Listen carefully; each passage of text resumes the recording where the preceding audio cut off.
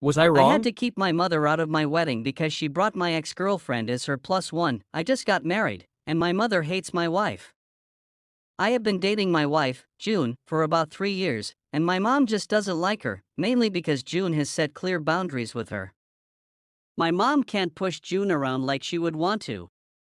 My wife even encouraged me to set boundaries with my mother, which I have done. My mom has always loved my ex, Margot, whom I dated for 5 years. But Margot was a terrible partner. She was very controlling, manipulative, and just bad for me. She made my life miserable. So, with the help of my sister and some friends, I built up enough strength to leave Margot. Since then, my life has been nothing but better. My mom was upset at first because, as I said, she loves Margot, but she seemed to understand that some relationships just don't last, so she let it go. 1 year after Margot and I broke up, I started dating June. Things were fine, we dated for a couple of years and then announced our engagement. When I told my mother we were engaged, she seemed not to react at all. I thought to myself, great, she's finally over me and Margot breaking up. She doesn't want us to get back together. She finally understands that I don't want to be with Margot and that I'm with June, the person I want to be with. I thought she finally understood. I was wrong.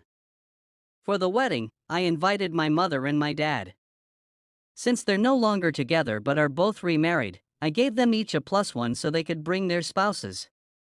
I never really got to know their spouses that much, but I wanted to be respectful and invite them anyway. The wedding ceremony was fine, we said our I dos and everything went great.